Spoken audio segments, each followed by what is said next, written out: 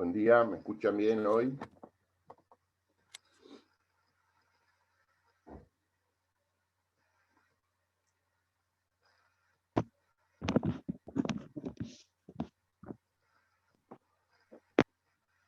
Hola, buen día, ¿hoy me escuchan? A ver si tenemos el mismo problema de ayer, ¿me escuchan? Hagan así con la cabeza. Bien, bueno.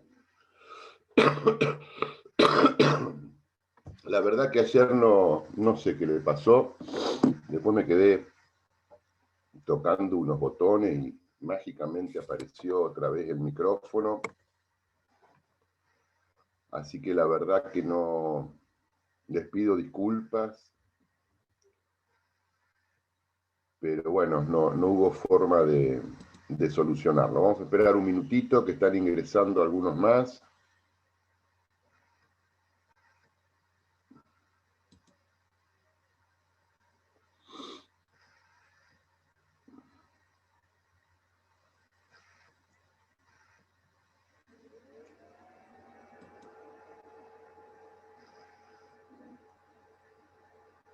Bueno, hoy vamos a ver, o vamos a comenzar con el tema de la interpretación.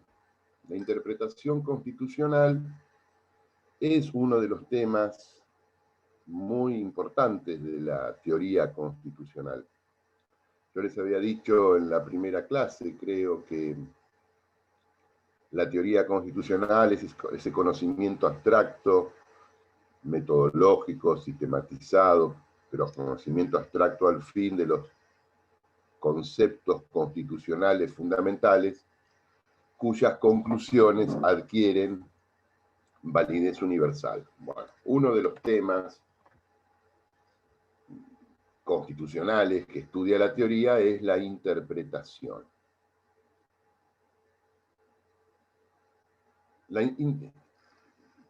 La interpretación constitucional es el acto previo, es el acto necesario, indispensable y previo que realiza un juez antes de aplicar la norma. Toda norma jurídica, en este caso toda norma constitucional, requiere de un proceso previo de interpretación antes de ser aplicada.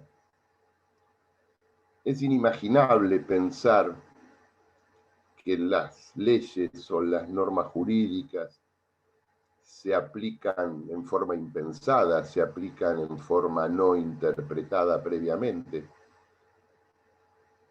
porque es un requisito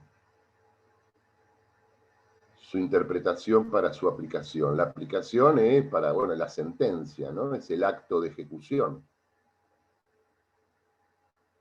Entonces, ¿quién interpreta? Bueno, interpretamos todos, pero básicamente interpreta el juez.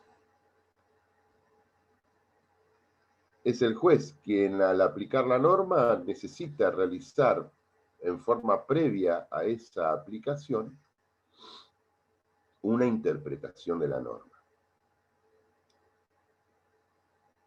Entonces van a ver ustedes que ahora vamos a desarrollar el tema de la interpretación y posteriormente vamos a desarrollar el tema de la integración, porque se interpreta cuando hay norma jurídica susceptible de ser interpretada. Pero ¿qué pasa cuando no existe la norma jurídica y hay que resolver? ¿Qué pasa si el juez está frente a una laguna del derecho o frente a la inexistencia de una norma jurídica que tenga relación con el tema que está por resolver? ¿El juez o el intérprete? Nosotros le decimos el juez, pero vamos a empezar a hablar del intérprete, que puede ser el profesor, el alumno, el abogado. ¿Qué pasa cuando hay un vacío jurídico, cuando hay ausencia de norma jurídica? Entonces, en ese caso no podemos interpretar. En ese caso lo que vamos a hacer es integrar ese vacío. Entonces, repitiendo, cuando hay norma jurídica, interpretamos. Ante la inexistencia de norma jurídica, integramos.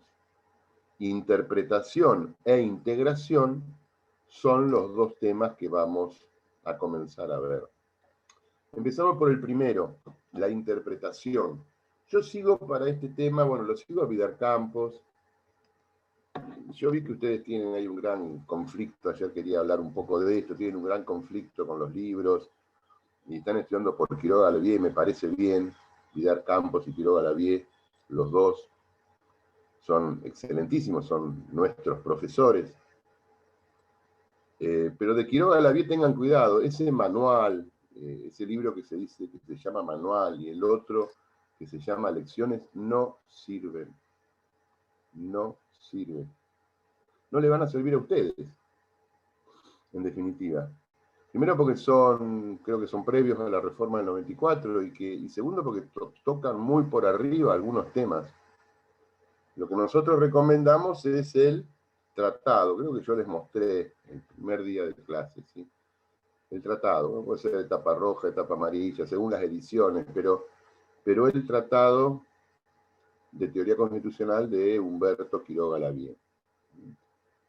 No es de malo, de jodido, que les digo que ese libro manual y el otro no sirve, muchachos.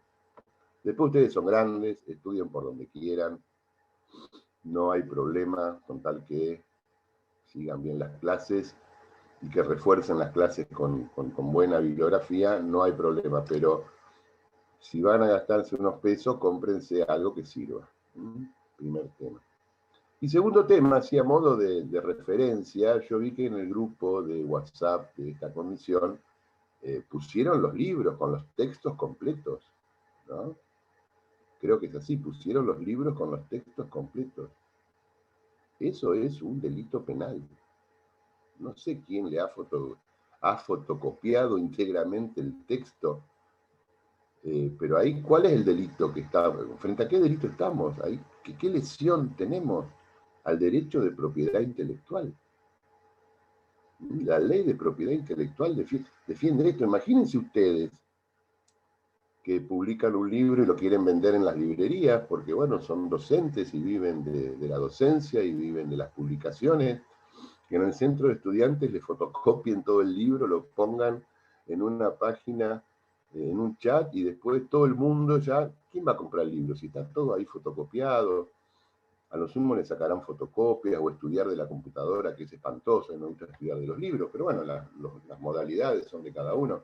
Pero eso es una violación técnica y total de la ley de propiedad intelectual, salvo que el autor del libro expresamente haya cedido los derechos, cosa que muchos profesores han hecho, ¿no? Hay profesores como Gordillo, el doctor Gordillo, maestro del derecho administrativo, sus 10, 11 o 12 tomos de derecho administrativo están en internet porque él cedió los derechos. Pero hay profesores que no ceden sus derechos e igualmente se los fotocopian los libros. Entonces, bueno, para cuando veamos derecho de propiedad, no sé si lo van a ver conmigo o con algún otro profesor, cuando se vea derecho de propiedad, uno de los aspectos del derecho de propiedad es la propiedad intelectual, el derecho de autor, o la marca. Fíjense que si leen los diarios en Mar del Plata, ayer o antes de ayer, la Policía Federal incautó el body shopping ese que está en la Peatonal y Corrientes, porque ahí venden, yo sé, remeras, pantalones, camisetas que dicen Adidas, Nike, bla, bla, y es todo trucho. Eso es una violación al derecho de marcas. El señor Adidas o el señor Nike o el señor como se llame, les guste o no les guste, es el dueño de la marca, y los que imitan ropa y le ponen, confeccionan ropa y le ponen una marca sin pagar los derechos de marca, cometen un delito. No es que sea ropa trucha, es ropa que seguramente puede estar bien realizada, bien confeccionada, pero que usa una marca por la cual no pagó una patente. Bueno, con la propiedad intelectual, los derechos de autor, pasa exactamente lo mismo. Bueno, dejamos acá, hago estas referencias que son las que quería hacer ayer y seguimos. Interpretar. Bueno, yo decía que sigo estos autores y aparte sigo a este autor que se llama Segundo Víctor Linares Quintana, de Editorial de Palma, 1960. No lo van a encontrar en la biblioteca. Este libro es tan viejo como yo. Yo no sé si yo nací antes que hicieran este libro, o este libro se hizo unos días antes de que yo naciera, pero es edición 1960 de Editorial de Palma, que se llama La Constitución Interpretada, que tiene los primeros capítulos son los que a mí me interesan, y después tiene una colección de fallos que, bueno, realmente son vigentes, porque no es porque sean viejos, desaparecen, pero que no nos vamos a meter en ellos porque no es para este tipo de cursos, pero sí la primera parte. Así que a partir de la semana que viene, si, no digo mañana, ni hoy ni mañana, porque no voy a poder, pero a partir de la semana que viene, alguno se contacta conmigo, pasa por mi estudio, yo le doy el libro, se van a la fotocopiadora de la vuelta, le sacan fotocopia, me devuelven el libro y después con la fotocopia la circularizan entre ustedes. Porque, ¿saben la cantidad de libros que he perdido prestándoselo a mis alumnos? Miren, perdí un libro que no lo he vuelto a conseguir,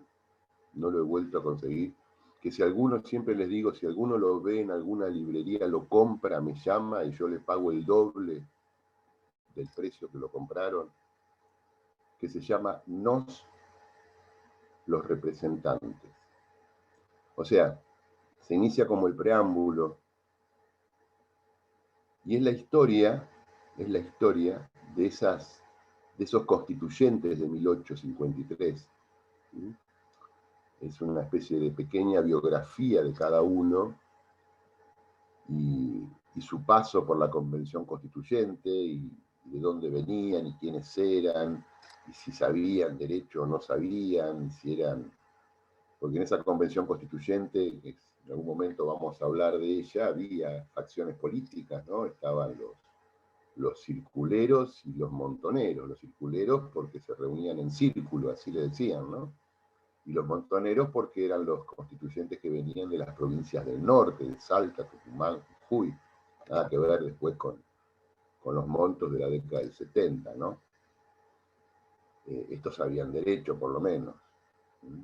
Entonces se reunían, los montoneros eran fuertemente influenciados por la iglesia, en una posición católica muy fuerte, y los circuleros eran un poco más liberales, y esos fueron los debates de la Convención de 1853 entre liberales y no liberales, eclesiásticos y no eclesiásticos, y eso que participaron solamente 14 provincias. No participó Buenos Aires, por ejemplo, ustedes saben que no participó. Entonces, en ese libro, No, los representantes, de Romero, del profesor Romero, tuve la suerte de conseguirlo y tuve la desgracia de prestarlo. Tuve la desgracia, y no me acuerdo, y hace muchos años, y cada vez que pienso en eso y lo repito me enojo, ¿no? No me acuerdo a quién se lo presté, que debe ser ya un abogado que me lo podría devolver, pero bueno, no lo hizo. Así que no presto más libros. Les presto este libro, cuando vengan a buscarlo algunos me avisan, le sacamos fotocopias y ustedes las circularizan, porque yo no sé, en su momento había dejado yo en el centro de estudiantes, no sé si siguen estando, pero más o menos entre Vidar Campos y esto de Linares Quintana. Bueno, ¿quién fue Linares Quintana? Lo vamos a volver a citar en alguna otra clase. Linares Quintana fue un gran profesor de Derecho Constitucional, de origen conservador,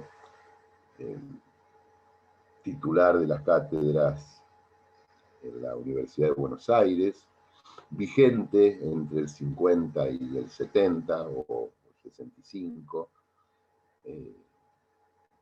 No comparto demasiado su pensamiento, pero hay que reconocer que fue uno de los grandes profesores de la materia que sirve como referencia doctrinaria. Los profesores o los que escriben nuestra materia no importa la fecha, porque siempre va cambiando la legislación y es muy difícil mantenerla actualizada, pero sirven como referencia doctrinaria, la opinión de los autores, y según el momento en que cada autor esté vigente y la realidad de ese momento, en la cual escribe. Por eso hay siempre que saber de qué año es. Yo siempre digo más o menos de qué año es el libro para saber lo que pasaba en ese año. Entonces, cuando veamos interpretación, lo vamos a seguir por estos autores. ¿Qué es interpretar? Interpretar es desentrañar el sentido último de la norma. Esta es una definición que da un profesor italiano, Mario Rotondi, donde él dice, interpretar es desentrañar. Fíjense qué palabra que usa este hombre. Desentrañar, o sea, sacar de las entrañas, sacar de adentro. Sacar de adentro, es algo que no está a la vista, ¿no? Desentrañar el sentido último de la norma. Esa es una buena interpretación que se usa y todavía se sigue usando habitualmente. Decimos interpretar es desentrañar el sentido último de la norma. Y para hacer interpretación vamos a tener 3 o 4 elementos. Los métodos de interpretación, vamos a ver los métodos de interpretación, vamos a ver las escuelas de interpretación y vamos a ver las reglas o pautas de interpretación que han sido confeccionadas a través del tiempo por la repetición de fallos de la Corte Suprema de Justicia de la Nación. Entonces, métodos, escuelas y por último, reglas o pautas desarrolladas por la Corte Suprema de Justicia de la Nación. Esto más o menos es el panorama del tema de la interpretación. Vamos a comenzar por los métodos de interpretación. Hay muchísimos, pero nosotros vamos a abocarnos solamente a 3 de ellos. El método literal o gramatical, primer método, literal o gramatical.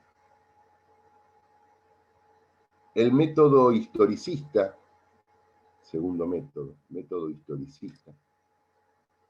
Y el método teleológico o finalista.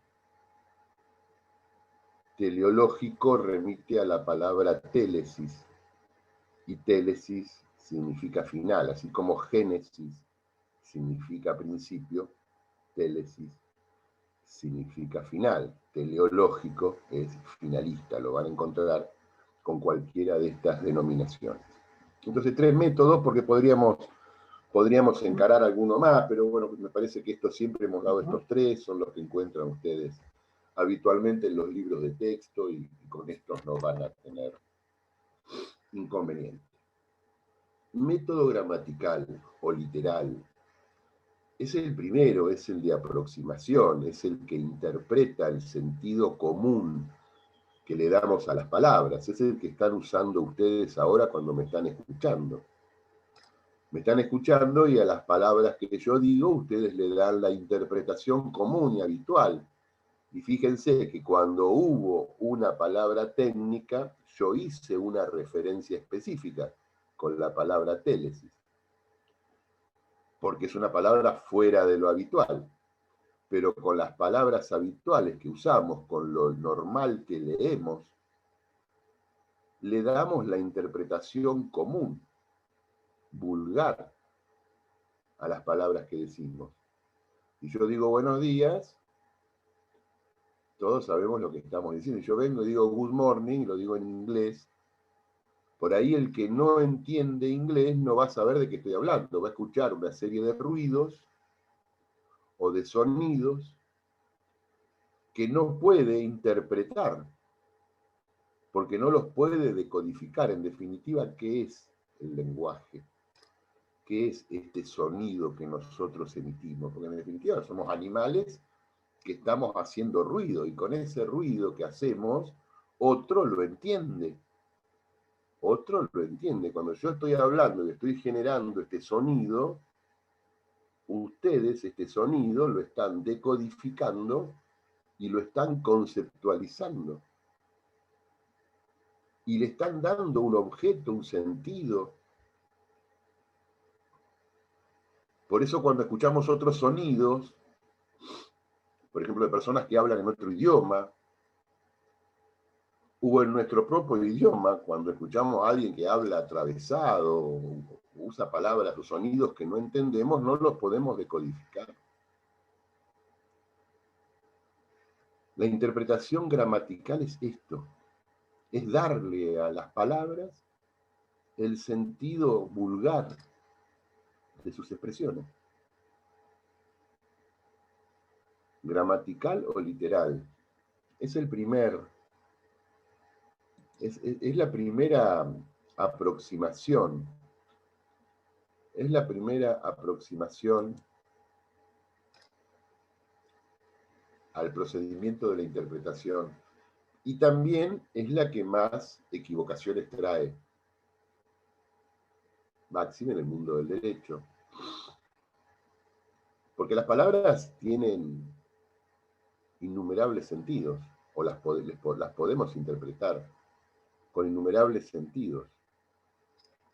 Porque una cosa es lo que yo entiendo de tal palabra, otra cosa es lo que entiende Graciela, otra cosa es lo que entiende Silvana, otra cosa es lo que entiende Alfonso, otra cosa es lo que entiende Nicolás. La misma palabra puede ser entendida de muchas maneras. La forma de decirlo, la enunciación, el tono, el momento del día, el lugar donde lo decimos, la situación que nos lleva a decirlo, sin ofender a nadie. Yo siempre pongo como ejemplo la palabra boludo. Boludo significa, hola boludo, es afectivo. Es afectivo. ¿Qué hace boludo? Te doy un abrazo. O cuando me enojo, voy manejando y se me cruza uno y le grito. La misma palabra significa un afecto y una ofensa. La misma palabra significa un afecto y una ofensa, según el contexto, según el momento, según la situación. Y así hay un montón de palabras. La palabra dictadura. ¿Saben cuál es el origen de la palabra dictadura? La palabra dictadura aparece en Roma, en la República Romana, que cuando estaba amenazada por la invasión de algún pueblo extranjero, suspendía el Senado, suspendía a los cónsules y le otorgaba el título de dictador a un general para que defienda Roma. Vencida la amenaza extranjera, el dictador cesaba y volvían los cónsules, volvía el Senado y volvía a funcionar la República. O sea que en ese contexto de la Roma antigua, el dictador, que era elegido por el Senado, se le daba a esa palabra una significación positiva, porque era el que venía a defender Roma en momentos excepcionales y terminado el conflicto, volvía a su casa y seguía funcionando las instituciones de la República Romana. Fíjense que siglos después la misma palabra tiene un contexto negativo. El dictador es una persona que no respeta los procedimientos para ejercer el poder, los derechos humanos, las instituciones democráticas. Dictadores fueron Videla, Macera y Agosti en 1976. Entonces la misma palabra puede tener interpretaciones diversas.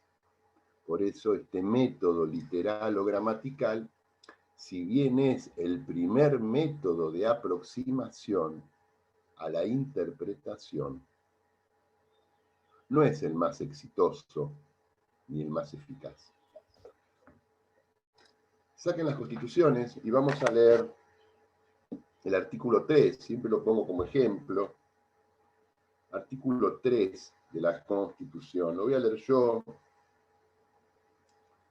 Es un artículo reformado, incorporado en el texto constitucional a partir de la reforma de 1860, y dice: las autoridades que ejercen el gobierno federal residen en la ciudad que se declare capital de la República por una ley especial del Congreso, previa sesión hecha por una o más legislaturas provinciales del territorio que haya de federalizarse. ¿Qué palabra está de más en este artículo? ¿Qué palabra genera un problema interpretativo?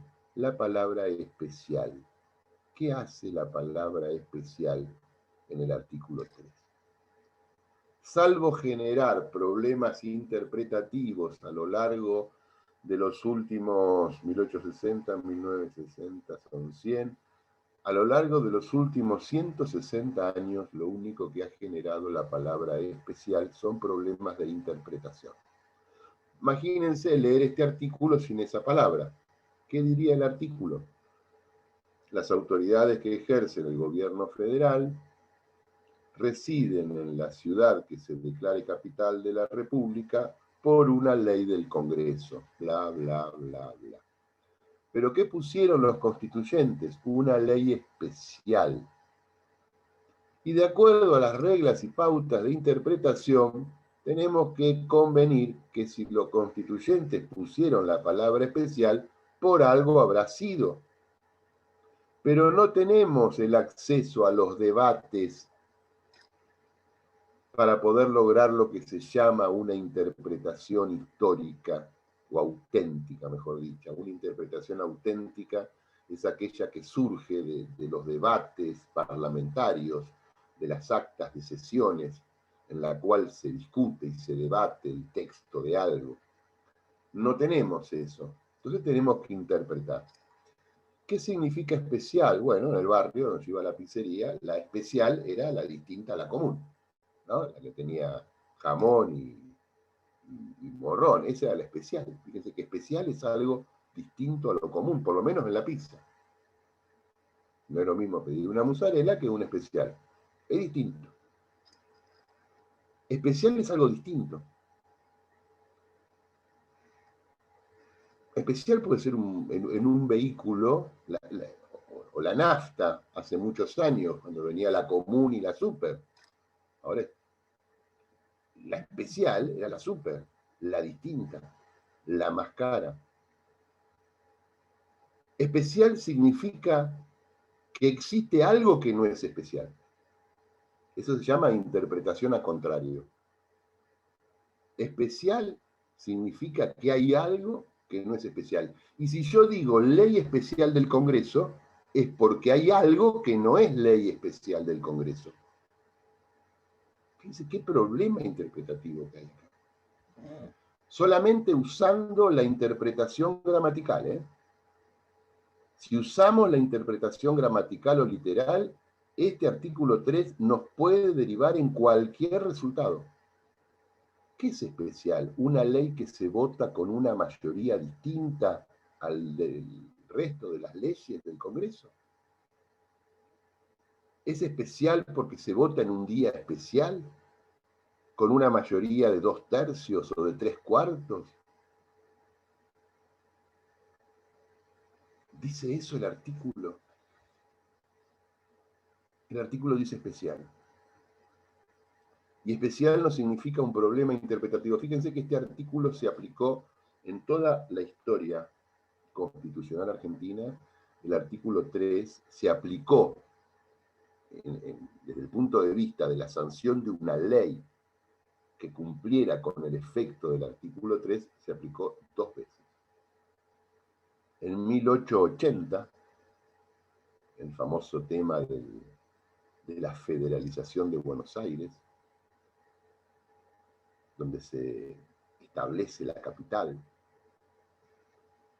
Y en 1985, donde yo tuve la oportunidad de leer los debates de la Cámara de Diputados de la Nación y la opinión de los diputados que ahí participaron, cuando se vota la famosa ley de traslado de la capital a la ciudad de Viedma, o al eje Viedma-Carmen de Patagones, situación que después no se concreta.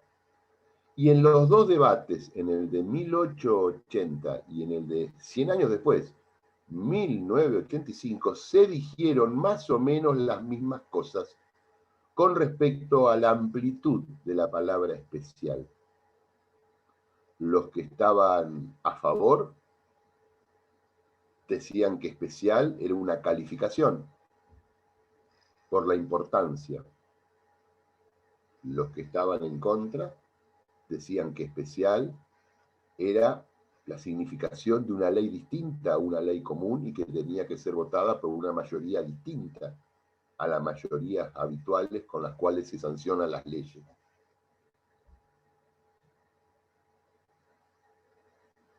¿Qué problema que nos generaron? Y esta palabra especial, que es muy simpática en el artículo 3, aparecen palabras a lo largo y a lo ancho de la Constitución. En las leyes, ni hablar.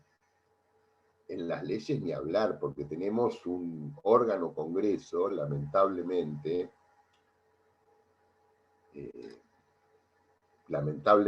que funciona muy mal. Suerte que en el Congreso de la Nación, los profesionales técnicos de ambas cámaras o las comisiones redactoras corrigen a veces las barbaridades que escriben los diputados y los senadores. Ustedes los ven. Y bueno, una cosa es hablar en el discurso y otra cosa es redactar la ley, porque hay técnicas legislativas. Y a veces se redactan mal, y cuando las leyes se redactan mal, el problema es después cuando hay que aplicarlas. Y tenemos un montón de problemas interpretativos, pero ahora vamos a los problemas interpretativos del texto de la Constitución, que a lo largo del curso vamos a ir marcando algunos. Esta palabra especial, yo qué sé, si pudiéramos meternos en la máquina del tiempo y volver a 1860 y tomarnos un café con los constituyentes de ese momento, le diríamos, che, flaco, no pongas esta palabra porque a partir de acá hay problemas para la aplicación del artículo 3. Por lo menos si utilizamos el método gramatical. Ahora, con el método gramatical vieron que no llegamos a ningún lado. ¿Qué es especial? Es distinto a algo. ¿Y qué es lo no especial? Y ahí hay una brecha que no podemos cerrar. Vamos a utilizar otro método, el método historicista. ¿Qué es el método historicista? Supone que el intérprete hace un esfuerzo y se ubica temporalmente en el momento histórico de sanción de la norma. O sea, nos metemos en la máquina del tiempo, regresamos hasta 1860 y a partir de estar presentes ahí, analizamos las circunstancias históricas, sociales, políticas, económicas, culturales, y hacemos el procedimiento interpretativo imbuido de la realidad del momento histórico en donde se sanciona la norma. Entonces, bueno, regresamos a 1860 y pensamos qué estaba pasando. Y fíjense ustedes que el problema de la capital federal es un problema que arranca antes de 1860, ya en la Constitución de 1853 existen problemas. Problemas porque, ¿qué decía el artículo 3? No lo tengo acá. A ver.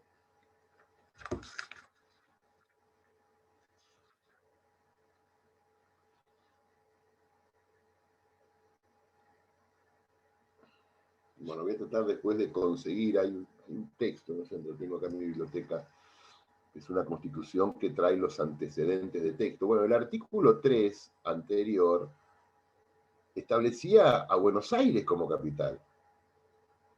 Y fíjense que Buenos Aires era la capital de la provincia de Buenos Aires y no participó en la convención constituyente y constituyó a la provincia de Buenos Aires un estado soberano distinto al de la Confederación Argentina. La primer capital de la República Argentina en 1853 fue la ciudad de Paraná. Y ahí vivieron los presidentes, Urquiza, que todavía ustedes si van a Paraná pueden ir a ver la casa donde funcionó el primer poder ejecutivo, y el primer presidente a partir de 1853, que fue Urquiza.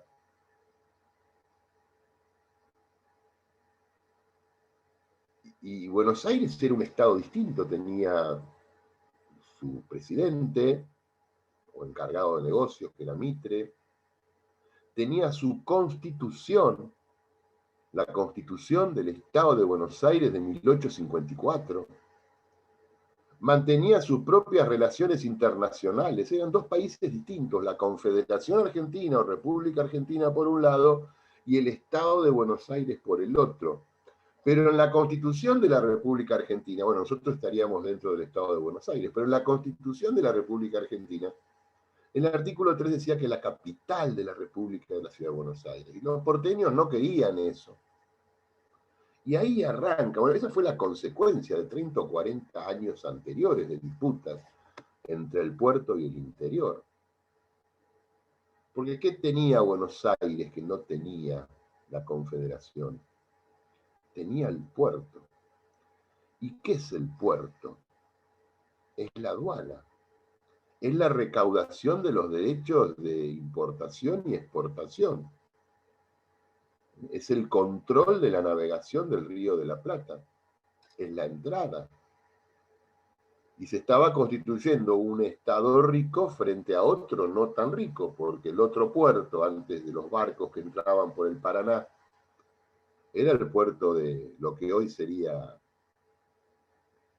San Lorenzo, ¿no? Los puertos que están ahí a la vera del Paraná, cerca de Rosario, que eran de significativo o menor calado que el puerto de Buenos Aires. Entonces, había todo un tema económico. Y este artículo se aplica en 1880, después lo vamos a ver, lo que se denomina la famosa cuestión federal, que ustedes lo deben haber estudiado en historia, seguramente, donde por ley del Congreso se crea el Distrito Federal de la capital federal, estos 200 kilómetros cuadrados que tanto problema le han traído a la Argentina. Y se lo quitan, o sea, la provincia de Buenos Aires cede parte de su territorio, y ahí se constituye la capital, pero recién en 1880. Y entre 1860 y 1880, las autoridades nacionales, si bien residían en la ciudad de Buenos Aires, le alquilaban, el gobierno federal le alquilaba los edificios donde era el asiento de las autoridades nacionales al gobierno de la provincia de Buenos Aires. Por eso en 1860 se reforma esto, porque se incorpora, bueno, previamente en los tratados de 1859, Buenos Aires se incorpora a la federación, revisa la constitución, le realiza 35 modificaciones. La reforma de 1860 le hace 35 modificaciones a la Constitución de 1853, entre una de ellas el artículo 3, donde se quita la palabra, donde se quita que se defina la capital expresamente en un artículo y se deriva a que el Congreso iba a determinar cuál iba a ser la capital de la República. Y le ponen especial por la significación, porque no era una ley más, no era una ley como otras tantas, era una ley que tenía que venir a solucionar el problema de fondo, que era la ubicación de la capital federal en un estado federal. Este problema lo han tenido casi todos los países federales, fíjense, Estados Unidos, con su centro financiero y económico, que no es Nueva York, su centro industrial, que puede ser Chicago, y su centro político, que es Washington. Tienen separado el mundo financiero del mundo político. Brasil, La capital es Brasilia, una creación, en la nada hicieron una ciudad. Cuando el centro industrial de San Pablo y el centro de las relaciones, bueno, antes de las relaciones internacionales, ahora del turismo en Río de Janeiro, pero la capital está a cientos de kilómetros, que es Brasilia, y esto lo tiene también Bolivia, con La Paz y Sucre, la capital de Bolivia, Sucre. Y está en muchísimos estados federales esta separación entre capitales políticas y administrativas y capitales financieras o económicas. Y nosotros no tenemos todo junto en el mismo lugar. Fíjese que la Casa de Gobierno está a 100 metros de la gerencia del Citibank, o del Bank Boston, o de las corporaciones bancarias, ¿no? Una reunión de gerentes del Citibank, un gerente estornuda y a los 3 días se refiere al presidente de la Nación, porque están a 100 metros. La City porteña está a 100, 150 metros de la Casa de Gobierno, y atrás de la Casa de Gobierno que está el puerto. Entonces, fíjense, puerto, aduana, Casa de Gobierno, ámbito financiero, y ese era el mundo de la Argentina de aquellos momentos, ¿no? Entonces, era importante resolver el tema de la capital, que recién se resuelve 20 años después, porque esta reforma se hace en 1860 y el problema se resuelve en 1880, con una gran discusión acerca de qué significaba especial, a punto tal que hubo hasta un proceso bélico, porque el gobernador de la provincia de Buenos Aires no aceptó esto y enfrentó militarmente a las fuerzas nacionales, y al principio los corrió. ¿De dónde los corrió? Del centro hasta Belgrano o Flores. Los corrió como si hoy estuvieran en Buenos Aires por la avenida Rivadavia, que no existía como tal, que era Carlos Tejedor, un gran gobernador de la provincia de Buenos Aires. Yo digo esto porque ustedes son bonaerenses y si algo no conocen es la historia de la provincia de Buenos Aires. Es triste. Pero la provincia de Buenos Aires no se resignó pasivamente a ceder el territorio, y tuvo que venir el Ejército Nacional y vencer a las tropas de Tejedor. Bueno, Tejedor después renuncia. Porque muchos creen que Tejedor es una avenida linda y que llega hasta Constitución. Tejedor es el nombre de un gobernador que defendió la autonomía de la provincia de Buenos Aires. No sé si habrá sido bueno o malo, pero tuvo su significación. Entonces, esta es la interpretación histórica, meternos en el momento histórico. Y lo podemos hacer con la Constitución, como lo podemos hacer con cualquier norma jurídica que tengamos que interpretar. Si dentro de 30 o 40 años alguien quiere interpretar las leyes que hoy está sancionando el Congreso de la Nación, va a tener que hacer interpretación histórica para ubicarse en este momento sanitario, económico, político, conflictivo que tiene la Argentina. Si no, no se puede interpretar lo que están haciendo hoy. El otro método es la interpretación teleológica o finalista, que significa el mismo esfuerzo del intérprete, de ubicarse temporalmente en el momento histórico, social, político, cultural en el cual se sanciona la norma, pero además meterse en la cabeza del autor de la norma o del grupo político autor de la norma y determinar qué fin perseguían con la sanción de esa ley o con la creación de esa norma. ¿Qué finalidad? ¿Para qué lo hicieron? No solamente ubicarnos en el momento histórico, sino preguntarnos, ¿pero para qué la hicieron? ¿Qué fin perseguían? ¿Qué estaban viendo? ¿Qué ocurría? ¿Qué se venía? Interpretación teleológica o finalista.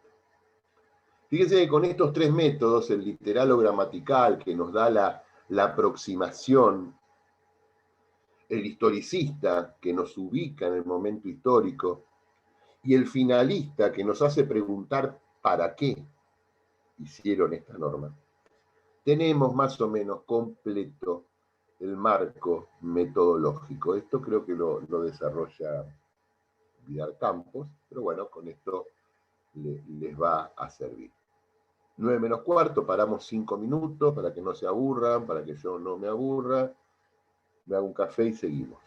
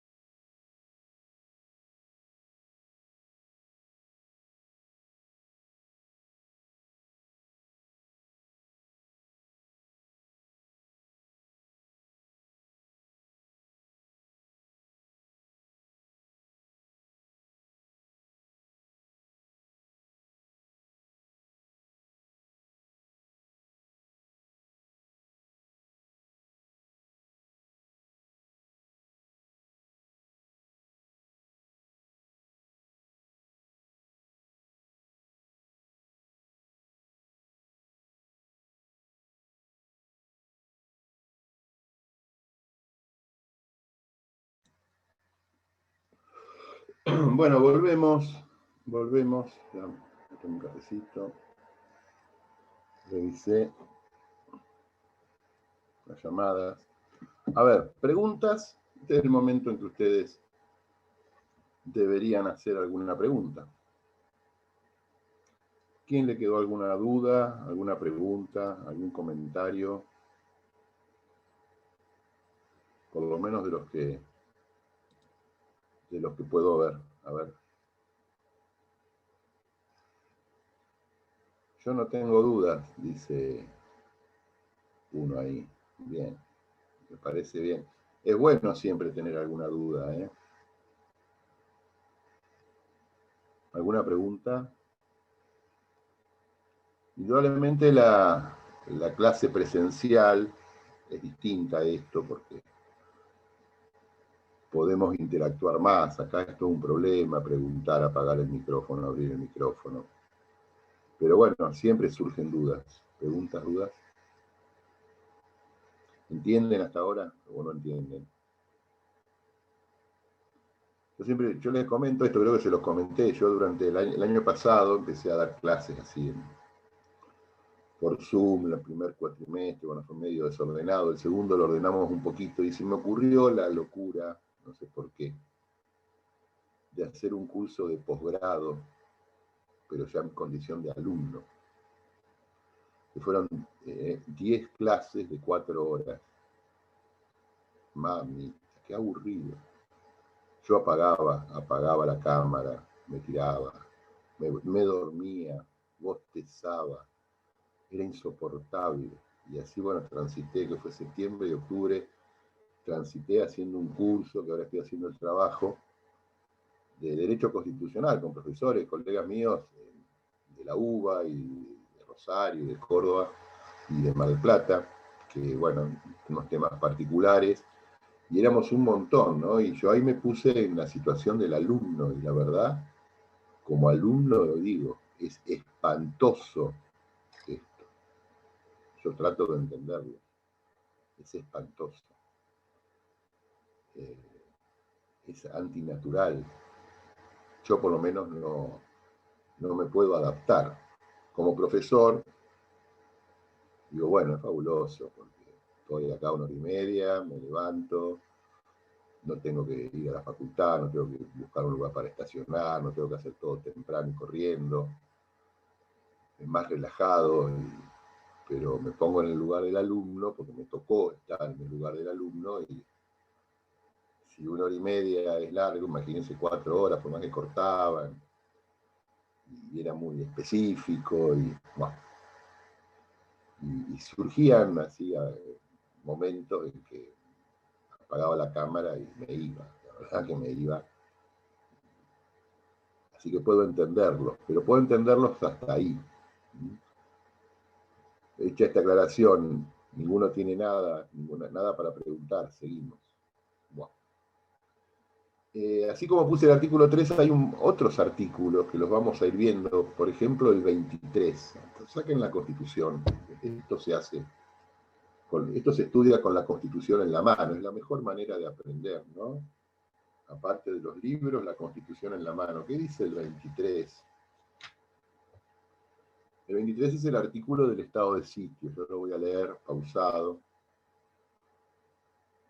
Dice, en caso de conmoción interior o de ataque exterior que pongan en peligro el ejercicio de esta Constitución y de las autoridades creadas por ella, se declarará en estado de sitio la provincia o territorio en donde exista la perturbación del orden, quedando suspensas allí las garantías constitucionales, punto. Este primer párrafo no genera demasiados problemas. Interpretativo, bueno, sí, hay algunas palabras que son muy específicas, ¿no? Suspender la garantía constitucional, pero eso lo vamos a ver más adelante. Segundo párrafo. Pero durante esta suspensión no podrá el presidente de la República condenar por sí ni aplicar penas, punto. Segunda oración. Y acá empieza el problema. Su poder, haciendo relación al poder del presidente durante el estado de sitio, Su poder se limitará en tal caso respecto de las personas, coma, a arrestarlas o trasladarlas de un punto a otro de la nación, coma, si ellas no prefiriesen salir fuera del territorio argentino. Y acá la pregunta es, esta última frase, si ellas no prefiriesen salir fuera del territorio argentino, ¿se refiere a las personas arrestadas o trasladadas? ¿O a ambas? Porque antes dice el párrafo, su poder se limitará en tal caso respecto de las personas, coma, a arrestarlas. Y después viene la O. ¿Qué hace la O ahí? O trasladarlas. ¿Puede ser trasladada una persona arrestada? Primera pregunta. ¿Puede ser trasladada una persona no arrestada?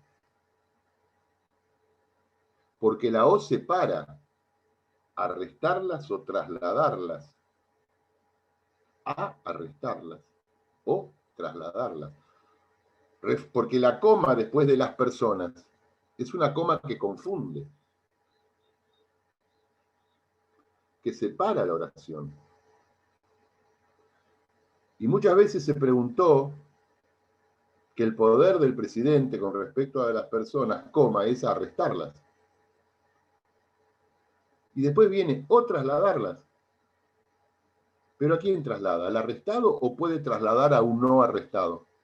¿Puede el presidente en estado de sitio trasladar a una persona de un lugar al otro? Porque en un lugar esa persona podía ser conflictiva. O para trasladarlo previamente hay que arrestarlo. Y al final dice, si ellas no prefiriesen salir fuera del territorio, si ellas, ¿quiénes? ¿Los arrestados o los trasladados? Y esto no, que puede ser así, una discusión gramatical, que tendríamos que llamar a algún profesor o profesora de gramática que nos enseñe bien cómo interpretar esto, fue un caso práctico, el caso Alvear, de un presidente.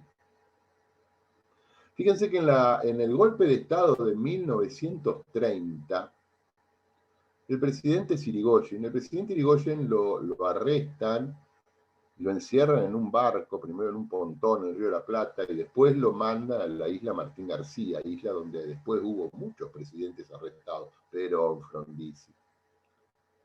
Pero quien había sido presidente antes de Irigoyen, Marcelo de Alvear,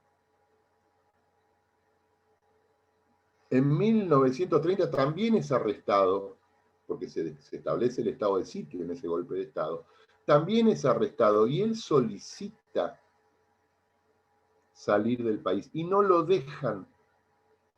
Y el caso llega a la corte, y lo pueden ver en el famoso caso Alvear, y el caso llega a la corte.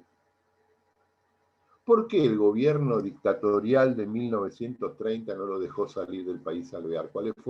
Tenemos que meternos a su interpretación histórica, ¿no? Porque Alvear, una persona, ¿a dónde se iba a ir? Europa.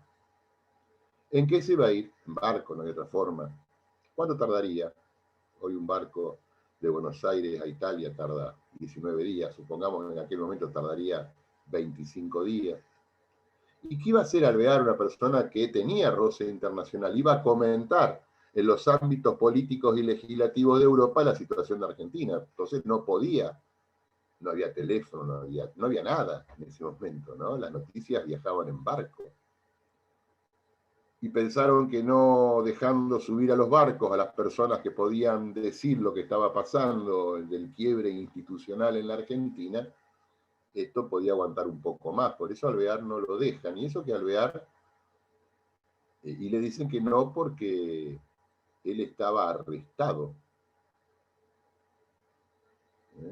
Entonces no lo dejaron hacer uso de la opción, así se llama en términos constitucionales, la opción de salir del país del artículo 23. Y le dijeron, no, mire, usted está arrestado, usted no puede hacer uso de la opción. Entonces ahí viene, y esto lo dijo a la Corte. La misma corte que convalidó mediante acordada el golpe de Estado del 30. Una corte que despreció a la Constitución Nacional. Una corte que debería haber sido enjuiciada a posteriori. Y ahí viene entonces el problema de la interpretación, que se vuelve a dar cada vez que hubo un golpe de Estado en la Argentina, y con hechos gravísimos a partir del año 1976, en donde era muy difícil ejercer la opción de salir del país. Fíjense y pregúntenle a sus padres o abuelos que este artículo tuvo una relación con Mar del Plata. En el golpe del 76, el gobernador de la provincia de La Rioja era Carlos Menem. Era gobernador de la provincia de La Rioja. Y a Carlos Menem lo arrestan en el 76 y lo trasladan. ¿A dónde? A Mar del Plata. Era muy habitual verlo, yo tenía 16, 17 años, y se lo veía a Menem en ese momento, patilludo, esos pelos como Facundo Quiroga, que andaba con el poncho, caminando por el centro.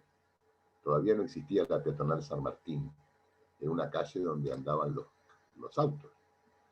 Y se lo veía entonces por la costa, por el centro, y después volvía, tenía restricción horaria. ¿Y dónde vivía? En La Zulema, en Luro al fondo.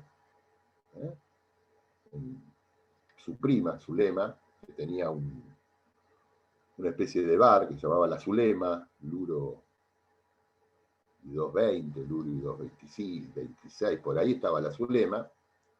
Yo la conocía, Zulema, y Menem vivía ahí. Y cuando los sábados y los domingos se tomaba el colectivo, el 511, por Luro, y se venía al centro con algún amigo, y por ahí iba al cine, o por ahí iba a comer una pizza, después se volvía. Y él estaba trasladado. Él estaba trasladado. Había pasado del momento del arresto al traslado, y en el traslado tenía una libertad vigilada, controlada. Una vez por semana se tenía que presentar en la seccional y decir que estaba cumpliendo el traslado en esta ciudad. Entonces, hay una diferencia entre el arresto y el traslado.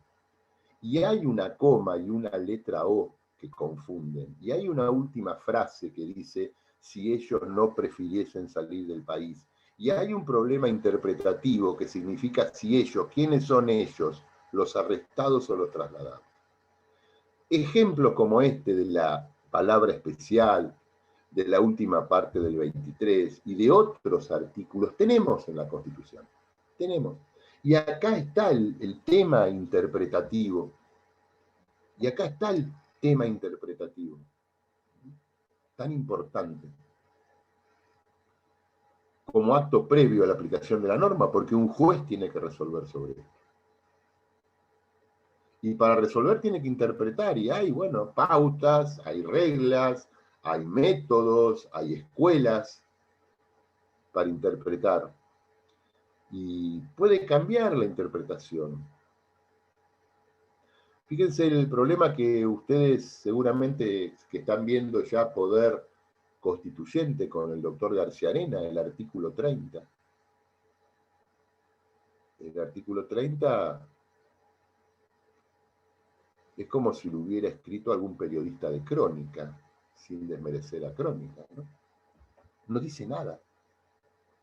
El artículo 30 es la nada misma. Es un artículo vacío de conceptos que hay que integrarlo permanentemente. Es muy abierto.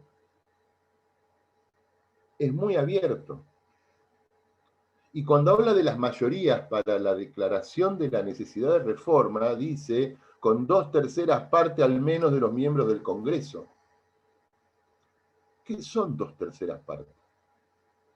¿Cómo se interpretan las 2/3 partes? Al menos de los miembros del Congreso. Miembros del Congreso. Diputados y senadores. 2/3 partes del total de cada Cámara. 2/3 partes de los presentes en el momento de votar la declaración de necesidad de reforma, que son números distintos, 2/3 partes del total menos los que están de licencia. Hay una variedad de interpretaciones posibles y ha generado problemas interpretativos en cada reforma constitucional que se ha querido realizar. Entonces, nuestra Constitución necesita ser interpretada en algunos de sus artículos para su aplicación. Y para esto están los métodos. Repito, el método literal o gramatical, que es este que surge de la lectura, de la interpretación vulgar que le damos al contenido de las palabras, la común, la historicista y la finalista, como métodos primarios de aproximación al problema interpretativo. Vamos a avanzar con esto, vamos a hablar de las escuelas de interpretación. Hay muchísimas. Este libro de la Constitución interpretada cita dos escuelas, cita 3 escuelas, mejor dicho. Cita 3 escuelas, pero nosotros vamos a ver 2 nada más de esas 3. Vamos a ver los 2 extremos.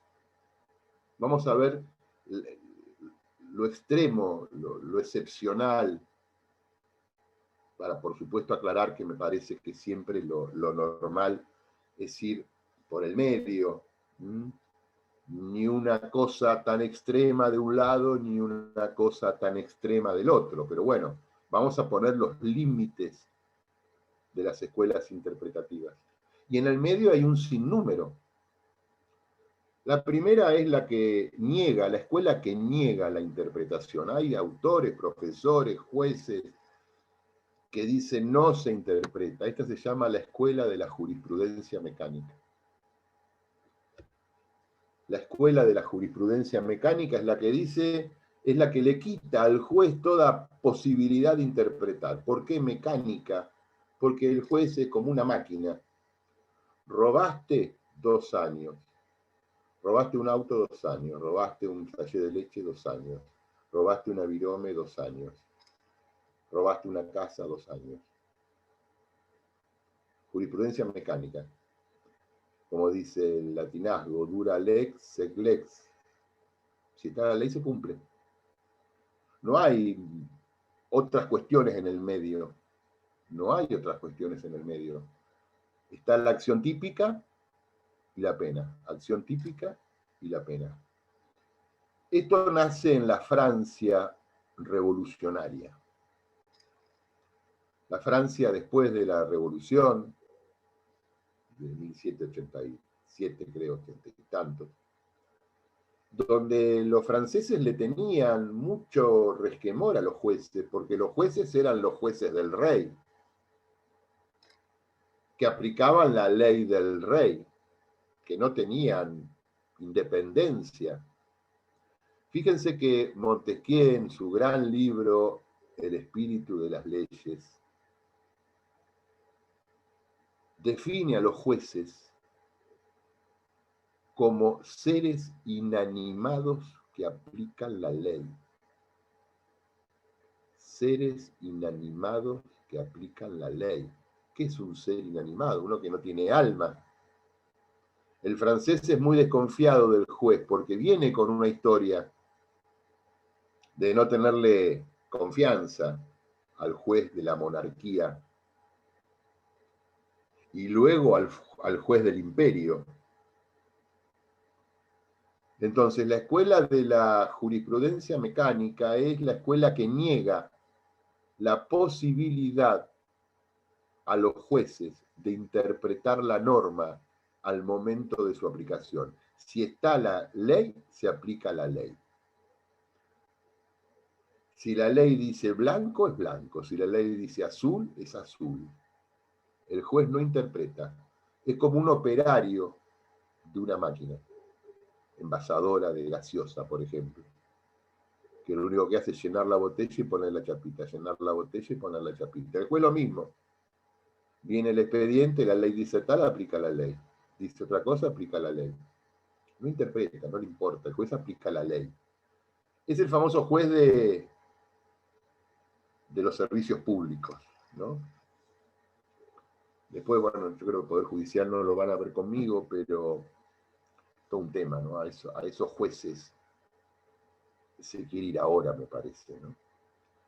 Pero al margen de eso, es una escuela que viene de la Francia del siglo XIX, de la jurisprudencia mecánica. El juez, como dice Montesquieu, es un ser inanimado que aplica la ley, no se le da mayor entidad.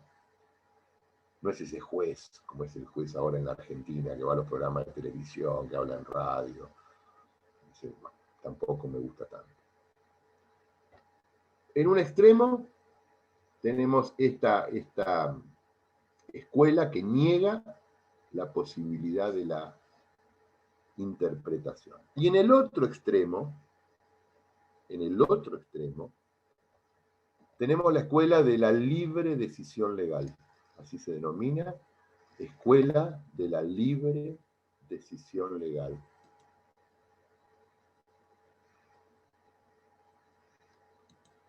Es la escuela que ve al juez sentado al lado de Dios. Es el juez legislador. Es el juez que con su sentencia crea una ley. Es el juez que resuelve más allá de la ley. Es el otro extremo. Por un lado, quienes dicen no, el juez nada, no interpreta. Y por el otro lado, los que dicen sí, el juez no solamente interpreta, puede fallar en contra de la ley, su sentencia puede crear una norma jurídica. La escuela de la libre decisión legal. Ambos extremos,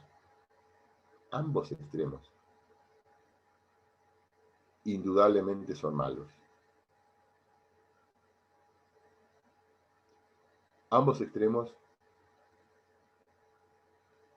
los explico, como para poner, vieron cuando van en la ruta, el guardarrail de cada lado.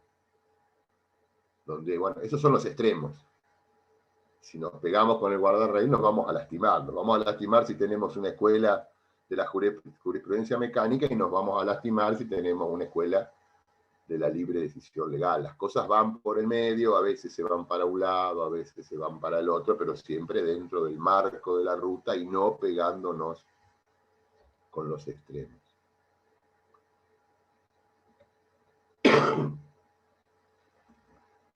En el ámbito, por lo menos de nuestro país, lo más cercano que tenemos a la escuela de la libre decisión legal es el proceso laboral, por lo menos en la provincia de Buenos Aires. En la provincia de Buenos Aires el proceso laboral, donde hay una instancia de oralidad, en lo que se llama la audiencia de la vista de causa, donde ambas partes se presentan ante el tribunal, si es que antes no arreglaron, pero los que no arreglan, porque hay todo un mecanismo previo de negociación para no llegar al juicio, pero si entran a la audiencia de vista de causa y se presentan al tribunal, esa instancia es oral, y ahí viene lo que en el proceso laboral se define como la sana crítica, que es la facultad del tribunal laboral de interpretar los hechos de una manera quizás hasta en contra de lo que los hechos dicen. Lo acerca mucho, no es lo mismo, pero lo acerca mucho a la libre decisión legal. Lo que nuestro proceso laboral en la provincia de Buenos Aires se denomina como la sana crítica. ¿Qué es la sana crítica? Vamos a poner un ejemplo. Pónganse que tenemos un trabajador que todos los días llega 10 minutos tarde a su trabajo. Todos los días llega 10 minutos tarde a su trabajo. tiene un sistema de ingreso al trabajo que es manométrico, o sea, pone la mano, entonces esa mano en la computadora identifica la mano con el trabajador, porque antes cuando era sistema de fichero muchos firmaban por otro, pero bueno, ahora la mano, no sé que uno vaya con la mano de otro, pone la mano, identifica al trabajador y automáticamente manda el horario de ingreso. Entonces es muy fácil para el empleador todos los días, una vez por semana, pedir la ficha de fulanito, a ver qué horario ingresó. Tenés que ingresar a las 8:15 y todos los días ingresaste 8:25, 8:30, 8:18, 8:33. No falla el sistema y vos tenés que ingresar 8:15. ¿Por qué? Porque así son las reglas laborales. Vos tenés un horario de ingreso, una cantidad de horas y un horario de egreso, y en el medio de esas horas un momento de descanso, 2 momentos de descanso, y son las reglas del juego. Así es el trabajo. Y este hombre, todos los días, llega tarde. ¿Qué hace el empleador? Lo deja pasar un mes, lo apercibe, le dice, che, fulanito, vení temprano, no puedo, que esto, que lo otro. Al tercer mes, le manda un telegrama y lo despide con causa. Porque en el sistema de despido, el empleador, por supuesto, puede despedir a cualquiera, porque es una actividad privada. El tema es que tenga o no tenga causa. Si no tiene causa, la indemnización es doble. Pero si es con causa, hasta se discute algunos de los integrantes, de los rubros integrantes de la indemnización. Y a este lo echan con causa. ¿Y cuál es la causa? Llegar todos los días tarde. El trabajador va a ver a... ¿Quién va a hacer derecho laboral de ustedes? A Luis. Lo va a ver a Luis, que tiene cara de abogado laboralista, y le dice, mira, me pasó esto. Y Luis le pregunta, pero ¿por qué llegas tarde? Y pues, mi señora me abandonó, se fue con otro. Los 3 chicos se quedaron conmigo. Los 3 chicos van a la escuela. Yo vivo lejos, no tengo auto. Tengo que llevarlos a la escuela todos los días. Para eso salgo de mi casa, que no tengo asfalto. Me embarro, llego a la parada del colectivo, me subo con ellos, voy hasta la escuela, los dejo en la escuela y después camino otras 4 cuadras, me tomo el otro colectivo y me voy al trabajo. Y llego tarde. Bueno, dice Luis, vamos, pero ¿podemos probar algo de esto? Y sí, podemos probar, que mi señora se fue, tengo la denuncia en la policía, que tengo los 3 chicos, tengo el certificado de nacimiento, que van a la escuela, consigo el certificado de la escuela, que los chicos van a la primaria, que no tengo auto, no tengo auto. Y el colectivo llega tarde, las frecuencias no funcionan, tenía que llegar, pasar cada 5 minutos, pasan cada 12. Si las frecuencias funcionaran bien, yo llego bien. ¿A dónde? Ahora, ¿a quién estamos haciendo responsable? A la municipalidad. Entonces, bueno, Luis con todo esto contesta la carta de documento y se traba el proceso laboral. Y un momento llega la audiencia de la vista de causa. Entonces va Federico, que es el abogado del dueño de la empresa, y va Luis, que es el abogado del trabajador. Federico va con su cliente y le dice, bueno, vos tenés que decir esto. ¿Y qué pruebas tenemos? Las pruebas del sistema manométrico son inobjetables. Son inobjetables. Porque es el sistema que está validado por la Universidad de Mar del Plata, porque tiene un servicio oficial, porque lo tienen casi todas las empresas del parque industrial, porque esto, porque lo demás allá, y llevamos esta prueba. Entonces, en la audiencia de vista de causa, Luis, o sea, Federico, muestra con su cliente las pruebas de que el fulano llegaba tarde todos los días. Y por eso yo necesito un trabajador, dice el dueño de la empresa, que empiece a trabajar 8:15. Porque esta es una empresa textil y yo tengo que hacer tantas prendas por día porque tengo un contrato con Brasil y tengo que exportar pulóveres y tantos contenedores por mes, y si empiezan a trabajar más tarde no puedo cumplir mi contrato. Que el tipo llegue tarde, primero que es una falta laboral y segundo que es un perjuicio económico para la empresa. Un argumento inobjetable. Viene Luis, que no tiene este argumento, y lo pone a su cliente frente al tribunal en la audiencia de vista de causa, y Luis le dice, contá lo que te pasa. Y el tipo cuenta. Y lo primero que hace es reconocer que llega tarde, pero llega tarde porque lleva a los chicos a la escuela. Y llega tarde porque los colectivos no pasan en el horario que tienen que pasar porque las calles están rotas. Y porque a veces hacen paro. Y tiene que tomarse un remis trucho que le cuesta parte de su sueldo llevarlos a la escuela. Y el tribunal escucha todo esto.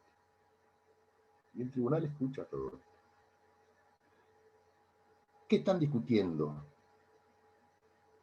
Para que nadie se confunda. ¿Están discutiendo que el empleado tiene que volver a ser reincorporado? No, todavía no llegamos a esa instancia y espero que no lleguemos nunca, porque si no las empresas serían del Estado. Lo que se está discutiendo es qué indemnización le van a pagar. Si la indemnización simple o la indemnización doble, y el tipo tenía 15 años de antigüedad. Y no es lo mismo ser echado sin causa que ser echado con causa. Entonces acá lo que Luis está tratando de lograr es que el tribunal falle una cesantía sin causa. Y lo que Federico está tratando de lograr es que el tribunal falle una cesantía con causa. Eso es lo que estamos discutiendo. Plata. Monto de la indemnización. Y el tribunal tiene que resolver. Y tiene que resolver en base a las pruebas. Y las pruebas dicen que el tipo llegó tarde. En la escuela de la jurisprudencia mecánica, ¿qué hubiera pasado? Ahí se terminó el problema. Llegaste tarde. Durante 1 mes y medio llegaste tarde. Sonaste.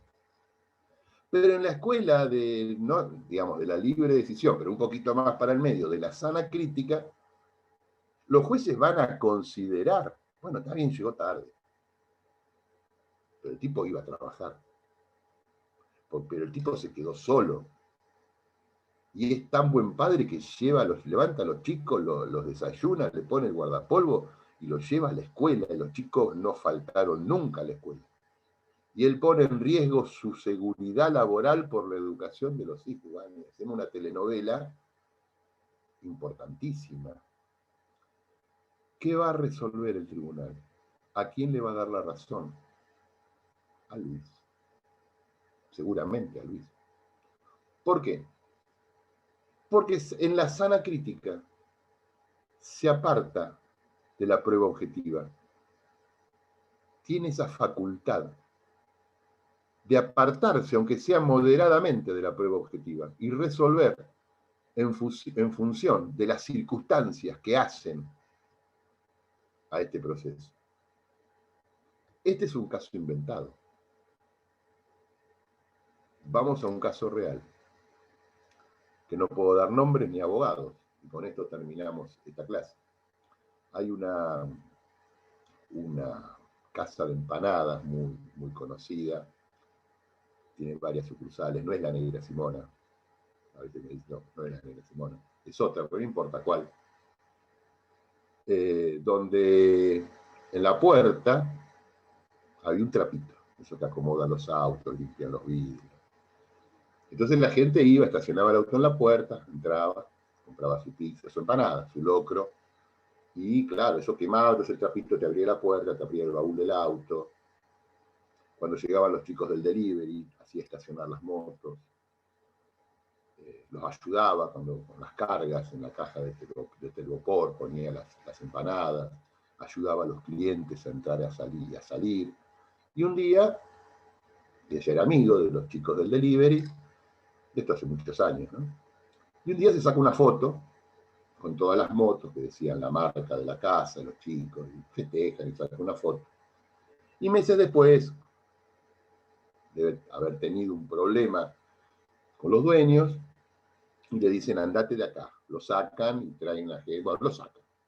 Y el tipo no pudo volver a trabajar de trapito en esta casa de empanadas.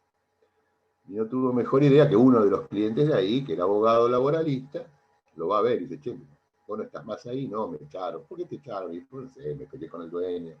No, juicio laboral contra la casa de empanadas por despido arbitrario. Por despido arbitrario, el tipo no era empleado.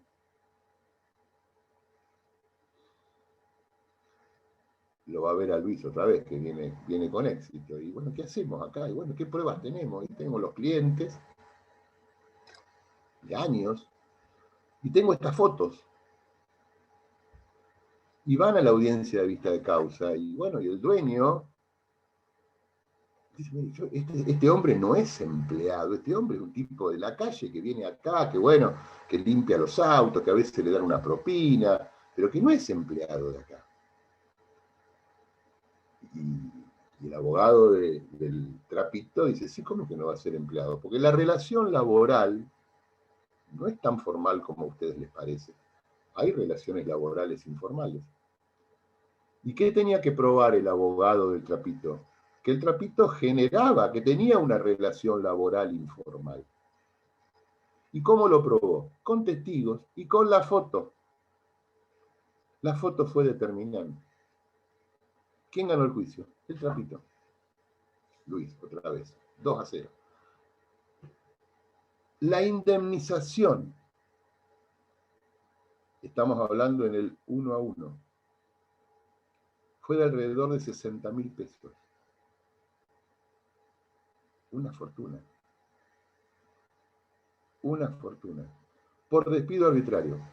Porque probó la relación laboral. Está bien, no era el que hacía la empanada, no era el que cortaba la carne, no era el que atendía la mesa, no era el que atendía el teléfono para el delivery, no se subía a las motos, pero acomodaba las motos, abría y cerraba la puerta, ayudaba a los clientes a dejar la mercadería en el baúl del auto, en el asiento de adelante, limpiaba, o sea, tenía una relación laboral informal, no contractual. Y ganó el juicio y hubo que indemnizarlo. Lo cuento con mucha gracia, porque el abogado que perdió el juicio es un amigo mío, el abogado del tucumano, del dueño de la casa de empanadas, es un amigo mío, y no podía creer cómo había perdido. Y lo perdió. Les cuento otra, con esto termino. Un estudiante, como cualquiera de ustedes, se pone de novio con una estudianta. Y resulta que la mamá de la estudiante era una profesional importante. Entonces la mamá, contenta que la nena tenía novio, y el novio no hacía nada, le dice, che, nena, decile a tu novio si quiere venir a trabajar acá a la oficina. Y el chico va a trabajar y hace el cadete y trabaja, 4 o 5 veces trabaja, hasta que se pelea con la hija de la dueña de la oficina. Se pelean, como todos los chicos se pelean. Se pelean, pero el otro día va a trabajar. Se pelea, pero el otro día va a trabajar. Y la señora, la profesional, le dice, ¿pero qué haces acá? Voy a trabajar como todos los días. Sí, sí, vos te peleaste con mi hija. Sí, sí, es un problema de su hija y mío. Yo acá trabajo. Si vos acá, te vas. Lo echó. Pum, lo fue a ver a Luis, abogado laboralista. Carta, documento, vamos a juicio. ¿Quién ganó el juicio? Luis. Porque si bien no había contrato, probó la relación laboral. ¿Y qué decía la señora? El abogado le decía, bueno, pero esta era una gauchada que yo le hacía al pibe que estudiaba, que no trabajaba, que vivía con mi hija, y un día, sí, bueno, se peleó con mi hija, pero fue a trabajar y usted lo echó. ¿Había contrato? No había contrato. ¿Y ganó el juicio? Ganó el juicio. Pero ¿esto qué es? Este es el proceso laboral, ¿no? Yo lo pongo, a veces lo amplifico para hacerlo un poco más divertido, ¿no? No es tan fácil tampoco. Pero esto es la sana crítica, es una pauta de interpretación que a veces deja de lado la prueba objetiva, la prueba formal, para darle espacio a otro ámbito no tan formal. Entonces, en la interpretación nos vamos a encontrar con estas cuestiones. Igual no hagan derecho laboral cuando se reciban, porque es un derecho para mí aburrido, que no es repetitivo, es aburrido. A mí no me gusta el derecho laboral, pero bueno, si a ustedes les gusta, acá hay muy buenos profesores laboralistas, hay muy buenos abogados laboralistas, pero ojalá hagan otras cosas que tengan más que ver a veces con el derecho. Escuelas. Montón de escuelas. Por un lado, el extremo de la negación de la interpretación. Por otro lado, el extremo del juez legislador. El juez que con su sentencia crea una ley. Ninguna de estos extremos que existen en la cuestión doctrinaria, en la cuestión teórica. Las cosas siempre van por el medio. Y lo que tenemos para resaltar de esto es este concepto de la sana crítica, que a veces sirve y puede ser utilizado porque en las relaciones laborales, muchachos, también hay mucho abuso. Hay mucho abuso de estos chicos que trabajan por temporada o trabajan en negro, que es la gran mayoría, en la gastronomía, y bueno. Y a veces le dice un día, no vengas más, pero yo hace 2 años que trabajo, ¿cómo que no vengas? Indemnizame, no, no estás acá. Y hay mucho abuso, la verdad que hay mucho abuso. Así que bueno, dejamos acá, nos vemos el lunes, vamos a seguir con interpretación, con las reglas de interpretación que dio la Corte, que son 7. Y a partir de la semana que viene, porque yo esta semana no estoy yendo a trabajar, a partir de la semana que viene, arreglamos con alguno, yo estoy en Gascón y Rioja, que esté cerca de ahí, me avisan, yo llevo el libro a mi estudio y les doy el libro para sacar fotocopia y después la circularizan entre ustedes. Bueno, los dejo acá y nos vemos el lunes que viene. Que tengan una buena Semana Santa. Hasta luego.